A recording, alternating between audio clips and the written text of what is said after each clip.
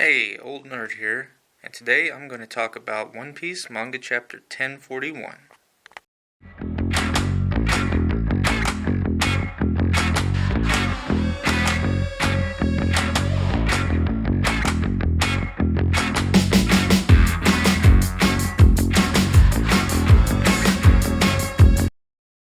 You might notice by the fact that I'm not standing on screen wearing one of my lovely pieces of One Piece or other nerdery apparel, that this is going to be a little different than my normal video. But I really wanted to get this out while it still was relevant, because between editing and other considerations with my time, it's been difficult to get one of these out before the next chapter comes out, unless we have a break. So this is not gonna be the normal setup for these videos. I'm hoping to get more of my usual style out here, but just for the chapter reviews, we might do some like this going forward for a while. Anyway, I've already read the chapter, so this isn't like a first review or anything, or a first reaction rather. But what I'm going to do is I'm just going to go through it again, one page at a time, and give my thoughts and maybe a little speculation. So looking at the cover page here, we have kind of a funny scene with Pudding punching two of the Germa 6 brothers here, Yanji and Niji. And it says Germa 66 Cold-Blooded Voyage Volume 5. This is for bullying Sanji-san. Pudding punch. Okay, so going into the first page of the actual chapter here, we've got Momonosuke and a little bit of an update with the Zunisha stuff here. Talks about how he's spoken briefly with Zunisha. Zunisha is awaiting his orders. We already knew that Momonosuke could talk to and command Zunisha, so that's not new. But some of the implication here is Yamato says it's incredible that Momonosuke can speak to Zunisha, and it's just like Oden predicted. And she says, "You're the one that's meant to lead the world to its dawn." Now that could tie into Toki's prophecy. That could tie into Joy Boy. I think a lot of us have been looking at Luffy as Joy Boy. I'm still personally leaning that way. I don't think it's Momonosuke. I do think he has an important role to play, but I don't think he's Joy Boy. Although he's pushing himself to do heroic things, he's not naturally heroic, I think, is what we're getting at here. And you could argue that, well, he's just a kid, he'll grow into it, and maybe he will, but look at Luffy, and look at Oden for that matter. When we see them in their youngest depictions, they're still very heroic, very carefree, very ready to jump into a fight. I think that's what you get when you're talking about the will of D, at the very least, if not Joy Boy.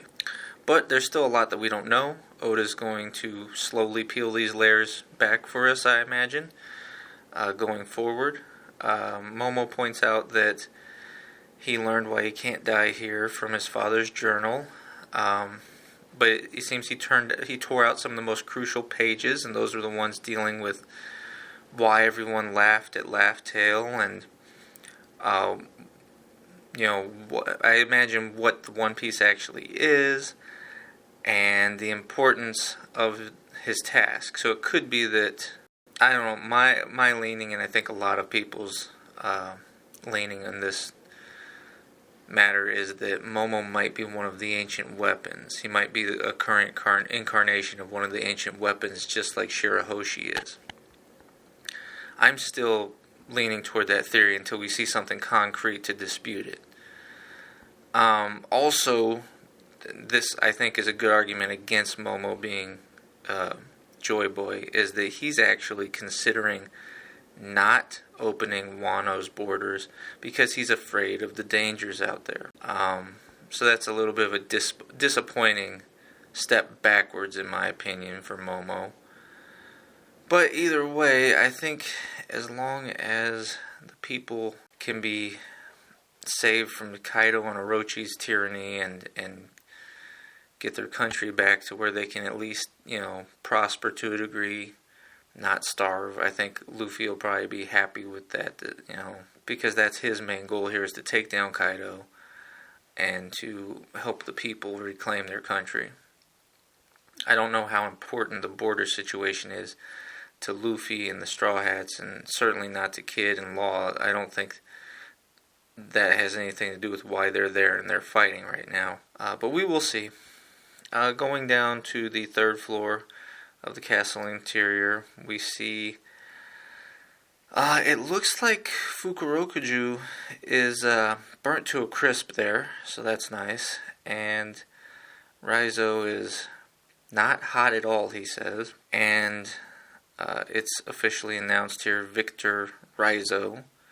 I think we knew that in the last chapter. I don't know if we needed that. We've got Jinbei. He shows up, sees Raizo there. I imagine he's going to carry him with him. Raizo says something about preparations almost being complete. I think it's Raizo saying that. So that's maybe a little bit foreshadowing for something coming up. Not sure what that is, unless I missed something somewhere. Moving to the second floor treasury, we've got Orochi, and this is interesting to me. Well, he's still alive, and that's disappointing. But he's complaining about something, and it looks like a piece of the ceiling falls on him.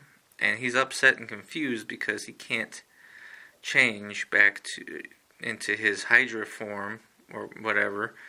Well, I guess it's not really a Hydra. Whatever. He can't he can't use his Devil Fruit, and he's confused. Turns out Hiyori went ahead and at some point pinned him with a Sea Prism Stone nail. And it's keeping him from transforming, and one would assume that he's going to either die from what's on top of him, or Hiyori will just walk over and cut his head off. Who knows? But she's been doing the playing, I suppose she's been playing the Moon Princess song. And she's had her mask on that she's had when doing the acts and signifying the switching from one act to another throughout Wano so far. So I don't know if this is coming up to a switch of acts or not. There's been a lot of debate over how many acts there will be in Wano total. A lot of us, I think, have been thinking that we're just going to finish it with 3. I don't know. We'll see. If there's going to be any more, then they got to go quick, because I think we're almost done here. Hiyori points out that she never liked Orochi. He's actually surprised by this because he's an idiot. And she actually was very upset, it seems, from all the time she had to play the Moon Princess song for Orochi, because she got good at that song because her father loved it. And she could never smile while played it for Orochi. So that's why she always wore the mask, I guess. It says, how could I possibly smile when I play it for you? And then we're in the castle basement. Well, Izo is throwing up death flags left and right again. But it also looks like if he is done, he's taken one of the CP0 guys out with him. And I'm guessing he did some damage to the other one. Otherwise, why would he just be sitting there watching it? There's a call for, presumably from, it says from the 5 elders, so the Gorosei. It says it's a direct order. And the new order is to eliminate Straw Hat Luffy immediately. And he mentions that the CP0 agent mentions that Luffy's fighting Kaido right now. How can he go interfere with that battle? They say they're aware of the difficulties. But about this time, we also see X-Drake seems to be getting up. I believe that's X-Drake. And if that's the case, then he can probably... he says, do they expect me to just go down empty-handed? So I think the implication here is... Well, there's several implications here. Obviously, several things going on here. First of all, how do the Goro say no? I mean, it's not unreasonable to assume that they're keeping tabs in one way or another on what's going on Onigashima. but what's changed that's made them decide that Luffy has to be taken out all of a sudden? And does this play into a few chapters back when they were talking about a devil fruit awakening? I don't know. There's a lot of implications here potentially, but they seem pretty concerned about Luffy, and X Drake seems pretty determined to take out somebody if he's got to go down too from these CP0 guys. So CP0 might be neutralized, which is pretty much what I think what we were hoping for, a lot of us, because nobody wants to see them interfere with the Luffy-Kaido fight. And I don't know. I want to see why all of a sudden it's a priority for the Gorosei to take out Luffy.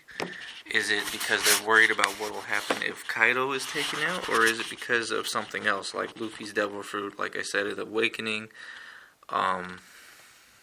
They don't want Wano being liberated. I mean, if that's the case, then why just Luffy? They could say take out all the Straw Hats. Of course, it's a tall order for CP0 too, and they're saying immediately.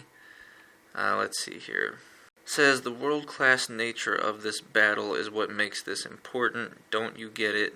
This order is a necessary precaution. Even we aren't privy to all the details. Now, if the Gorosei, if it's a direct order from the Gorosei, which I'm assuming that's what they mean by the 5 elders, maybe it's not the Gorosei talking to him, maybe it's someone relaying the message from the Gorosei, or maybe it's not their decision, maybe it's Eam's decision. I mean, we don't know how far back this goes, and if Luffy really is the new Joy Boy, or they think he might be the new Joy Boy, or whatever. I mean, there's all kinds of different directions Oda could go with this, but definitely something is up. Then we cut over. We're in the basement. Let's see, nowhere left to run. Fire's still spreading, apparently. Says, I won't let you die. Looks like Hamlet, and I'm going to say, at first I thought it was Otama, just because it's Hamlet, but it looks like it's probably Usopp on Hamlet's back, and carrying Kiku and Kinemon. He says he won't let him die. Wanda, Carrot, let's go back into the dome. We don't want to get thrown off the edge. So you've got several minks, including Nekomamushi. I don't honestly remember where Nekomamushi was last time we saw him, but he seems to be okay. I don't think any of this samurai, except for, I wish Kanjuro, possibly Izo, but I don't think that's confirmed yet. And Ashura Doji might have died. I think we're pretty well. I don't think we've got any firm confirmation. Then we've got a scene here. Looks like Zoro was falling through that hole, and he was going to be right off Onigashima, but Frankie came to the rescue here. He says, "You're still alive down there, right? Tell me you're still kicking." But either way, at least he's caught Zoro. Zoro's not falling off the island, or through the island, I guess. Then you've got Nami and Zeus is crying over Big Mom, it looks like. Nami's reminding him who matters more now. We've got Marco. Let's see. They'll be alright. You'll just watch out for the debris raining down. Looks like Otama's probably down here. Can't drop our guards yet, Marco says. This island is still the most dangerous place on the planet, yo. Then we got people. We got the Heart Pirates and Kid's crew celebrating that they beat Big Mom, or at least got her off the island. Then we got Kid and King, or not Kid and Law, obviously, looking at the damage being done on the ceiling of Onigashima from outside on top of the dome on the roof. Kid says, should we brace ourselves? Law says, no, we've done our part. Even if Kaido is the one that comes back down, I have no strength left. Maybe he actually means it this time, to put up a fight. Then we see Kaido and Luffy fighting, and Kaido is not happy because he realizes that Kid and Law have beaten Big Mom, or at least she's off the island. He has a little flashback to presumably when he first met Big Mom, I guess when he was 15. And it looks like Big Mom back then just basically said that if Kaido needed help or needed someone to talk to or whatever, something's bugging him, come tell her. And he's just remembering, maybe Kaido is interesting because sometimes he seems like he has some honor about him and sometimes he doesn't. And apparently he's not sober now. This is it's a little inconsistent. We had 1 or 2 chapters ago, Kaido said, I guess it was a couple chapters ago now, that Luffy had woken him up out of his drunkenness. He sobered him up and he was mad about it. And now all of a sudden he's weeping drunk again. But Luffy has gone Snake Man. And he's done his Hydra attack. And he says, right before that, Kaido said that he had just swore that he'd help, or that he and Big Mom had just swore that they would help each other get the One Piece. So it kind of seems like Weeping Drunk Kaido has a little sense of loyalty there, and he's upset. Luffy is mad. Says, "Don't talk to me about your dreams. Your dreams made the people of this country starve." Luffy says, "I'm giving Gearforth one last go. I won't stop swinging until I have nothing left." And Kaido is taken back by this. Says, "Where are these punches coming from?" And if he's doing anything like Culverin attacks that he did on Katakuri, then we know they change angles and they're hard to predict. He says, "I'm kicking you out of this country for good." And the chapter ends there. No break next week, so that's a good thing for the readers. It means I need to hurry up with this edit and get this out. Okay, so what does all this mean? Well, it means a lot of things. We got a lot of stuff to unpack here. I think a lot of people were thinking that Pudding might actually save Yonji and Niji because they're Sanji's brothers, technically. But she also realizes that they put him through a lot, and they weren't... to say they weren't the closest family would be an understatement, so I think that it's kind of funny that Oda kind of turned that expectation around. That doesn't necessarily mean that they're going to be stuck there. It doesn't mean that she won't turn around and decide instead to maybe free them ultimately, because they are still his relatives, so I don't know. I'm fine with them staying in the book, personally. At least for a while. Let them suffer a little. It's nice to see Pudding again, though. The stuff with Momo and Zunisha, we're just going to have to wait and see. I imagine Oda's going to drag this out for a while. I'm hoping we've finally seen the last of the Raizo and Fukurokuju. I know I said that wrong, but, but we've finally seen the end of that fight. It looks like everybody's just kind of in damage control for the most part. Orochi is still, unfortunately, not dead, but he's pinned. Maybe Iori takes him out. Maybe he finds a way to escape yet again. I would rather she just end him at this point. If we're going to have some deaths, let's start with Orochi. Izo, on that note, might be dead, might not. I'd be more than a little disappointed for him to die at this point, because we finally got some more exploration, some more fleshing out of his character. But if he's got to go, at least he went out taking out some CP0 too. Like I said, he had to have at least done some damage to the other one. I think there were only 2 of them at the time, so 2-on-1. He was already hurt before that. He'd fought Kaido, a whole bunch of the fodder. He'd been I think Izo put up a pretty good showing. But I would still be a little bit bummed if he was dead here.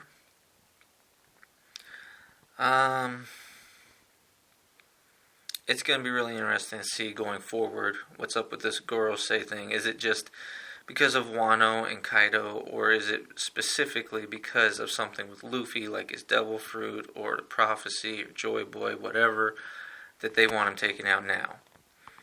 So we're going to have to wait and see with that, but I think it's interesting. I think there's a lot of possibilities going on here. For the most part, it looks like the Straw Hats, the Samurai, the other pirate crews, everybody, all the allies are starting to slowly kind of get themselves together.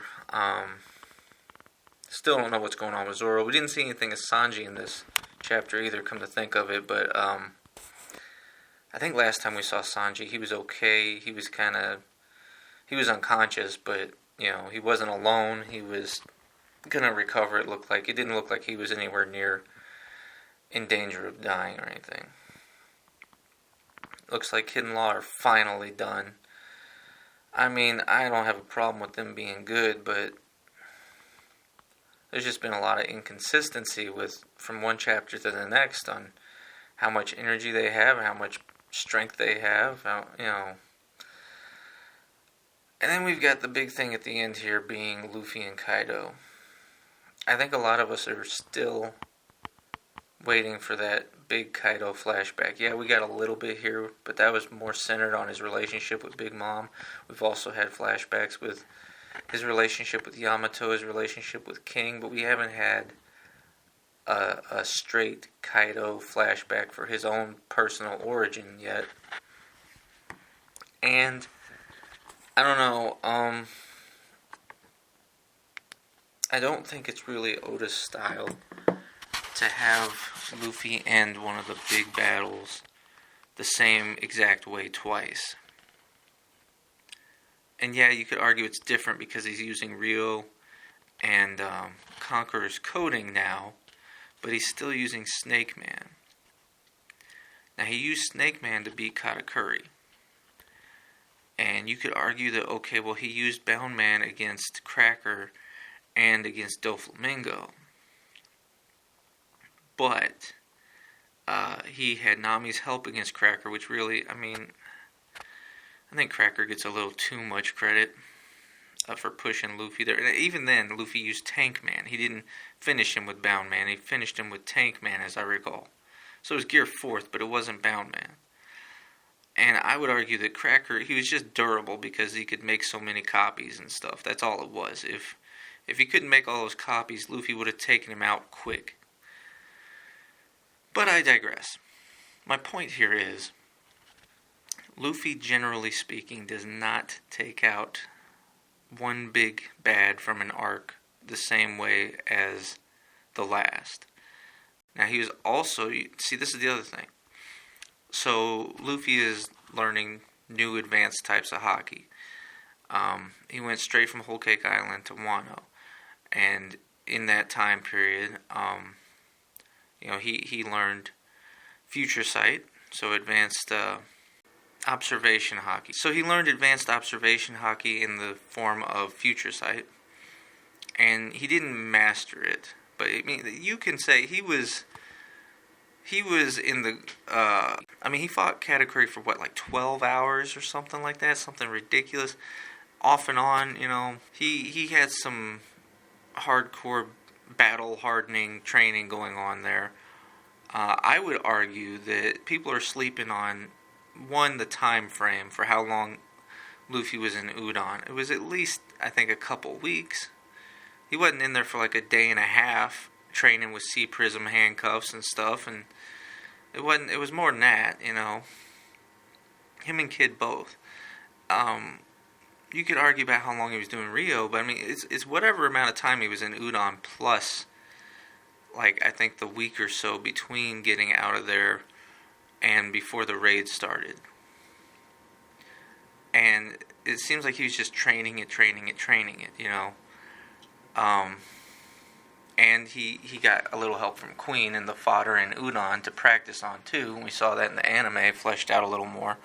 I think. Now, the Conqueror's coding is the newest thing, but I mean, you gotta realize, not counting his one-shot, being one-shotted by Kaido at the beginning, fairly early on in Wano, since they've been in Onigashima, Luffy's basically taken, I would say, like 2-3 L's from Kaido already. He just keeps coming back because he's Luffy. But he knew he was getting the idea of Conqueror's coding before he got knocked into the water and had to have Law's crew and Momo save him. So obviously he hasn't had a long time with this, but also remember what Rayleigh said, Haki blooms, under extreme circumstances in battle. So this is a pretty good time for that to happen. But my point in all this is Luffy was dealing with new advanced Haki in Whole Cake Island too. And we still saw 2 new forms of Gear 4th. We know Gear 4th has a big drawback. Luffy using it here, even though he has more control over his Haki with Rio and Conqueror's coding and stuff, I think it's clear from the way Oda drew this, to me it's clear, that he's still using Conqueror's coding while in Snake Man. But if he's planning on staying in that form until he's out of gas or Kaido's done, I don't see this working. I don't see anyone else being able to pop up there and help him either, except for maybe Yamato or Momo. But Momo's having enough trouble keeping the island up, and Yamato is watching over Momo. Zoro is out, Sanji is out, Kinemon and most of the samurai would be completely useless up there at this point, if not all of them. I think if anyone was to go up to the rooftop to help Luffy right now, Marco would be the best option. I don't know if Marco could help Luffy regain his stamina. I don't think that's the way his Devil Fruit works, because that's what Luffy's going to need. He's going to need his stamina, he's going to need his Haki back if he blows out on Gear 4th here. But the impression I get, unless Oda throws us a curveball and he does decide to end it like this, is that this isn't going to be enough to put away Kaido. I think Luffy has to be Kaido here. I don't see any... If he doesn't, then we're missing the payoff for all this build-up. That's what people that said the raid was going to fail missed out on. From not only a writer's perspective, but from an audience perspective. Sometimes, especially if you're writing something that's for profit, and I'm not saying that Oda is like a corporate shill or anything like that. I know, from what he said, and the fact that it's been running this long. I mean, this is his baby. I'm sure he cares about the story of One Piece, and he knows where he wants it to go. But that being said, when you have a paying audience, and a loyal audience at that, and you set up certain things for them, and then you don't give them the payoff. I mean, you want there to be surprises, but there's some things like if Luffy died before he got to the One Piece, or before he became Pirate King, we would all feel gypped. If Zoro died before he could become the world's strongest swordsman, we would feel gypped. We would feel like, Sanji not giving... The Straw Hats, especially our core group that have very specific big dreams, they need to accomplish those dreams by the end of the story. Or at least be alive to continue working on them at the end of the story. If Luffy failed to defeat Kaido here, I mean, I don't know that Kaido needs to die, but he needs a decisive loss to where he can no longer stay in Wano. Because if Kaido gets to stay breathing and stay in Wano, even if he's weakened and they lock him up in Udon or something, it's Kaido. He'll regain his strength, he'll lick his wounds, he'll bust out, he'll take over Wano again. I mean, who's going to stop him? Because Luffy's not going to hang around after the raid's over. So there has to be a decisive loss for him. There has to be something that makes it where he can't stay there anymore. Whether he's dead or he's just beaten so bad that he just has to leave. I mean, his crew's pretty much annihilated at this point. His commanders are taken out. But it's not like he couldn't rebuild. It's not like they're dead. I don't think Queen's dead.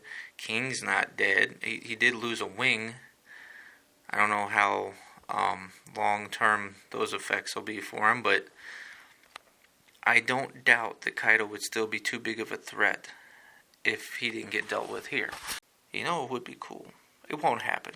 I'd be shocked if it happened, but if somebody did manage, like, the one thing I think a lot of us have been waiting for, we've gotten some surprise appearances in Wano, but a lot of people thought maybe the Grand Fleet would show up, the Straw Hat Grand Fleet. I don't think that's happening. We're too far in for that. Zunisha is there. That's always a possibility, but we're going to have to wait and see what Zunisha is going to do. But I think Zunisha would be more helpful against the world government. Marines, whoever's out there outside of Wano right now. We saw some of Big Mom's crew, and I think we saw Smoothie and Flampe, and I forget who else. Obviously, Parasparrow, and he's been beaten now. But we didn't see Katakuri, and I think we all assumed that he was still on Whole Cake Island. But what if he's not? Or what if, what's her name? The one that can do mirrors and stuff. I mean, when you have someone with a devil fruit that can transport people through a mirror world, you just have to have a mirror. So if she's there with them, Katakuri's got to weigh in. Then you can never discount the old guys. Garp's probably still tied up with the Reverie, but we don't know what's going on with Rayleigh. Now, also with the Reverie and what happened with Sabo, the revolutionaries are probably tied up, so we're probably not likely to see anything from Dragon. I guess Shanks is still a possibility. Blackbeard is still a possibility. I don't know. I think it would be really awesome if Katakuri popped up to help Luffy, but it would also tarnish it. I think anybody showing up, this is Luffy's fight, and he has to finish it. But I don't see him finishing it with Snake Man. I think everything that's happened, we need one. This is making me think, between all the setup and how things are sitting right now, I think we pretty much have to have an awakening for Luffy's Devil Fruit. Maybe that's what the world government's afraid of. Maybe it's somebody else's fruit. But it's kind of funny timing. It might be a red herring, but it's kind of funny timing by Oda to have the Gorosei all of a sudden directly ordering that Luffy get taken out right now, after, not, so soon after talking about a misnamed devil fruit and its awakening having not happened for centuries and all this stuff. I don't know. There's something going on here. But I think that either Luffy has to have an awakening, or we have to see Gear 5th. Because he's been using Conqueror's Coding, and I'd say he's been doing damage. He's maybe matching Kaido, but I don't think it's been enough to take him out. And if he's going to go into Gear 4th again, even using Conqueror's Coding with Snake Man, it would seem too easy if that's all he had to do at this point. Not even that it would seem too easy, but it's just too close to how he beat Katakuri. I don't know, maybe we'll see another form in Gear 4th, but it doesn't sound like that's Luffy's plan. It doesn't sound like Luffy has a plan past this. I just think something else has to happen. I will be surprised if this is how the fight ends, because it just doesn't seem like Oda to do it like this. I would be very surprised if this is how he finishes Kaido. I know there's Conqueror's Coding, I know there's Rio, so these are new elements, but I think he's got to have something else. We'll see. I'm interested to see the next chapter. I'm happy we don't have a break coming up. Well, if you like this video and you want to see more, go ahead and give me a like and subscribe to the channel.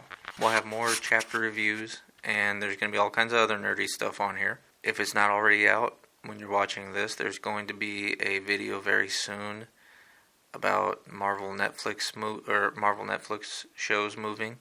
I know that's been a topic lately. And also another hot topic, the Amazon Lord of the Rings. That's going to be a longer video. I go on kind of a rant on that one. But yeah, there's going to be a healthy mix of nerdy content on the channel, so you'll definitely want to subscribe to keep track of that if you like this kind of thing. Go ahead and put any suggestions or feedback in the comments section. Let me know if there's some kind of topic or video you'd like to see in the future. If I can, I'll try and get it done. Yep, that's pretty much it. I'll see you next time.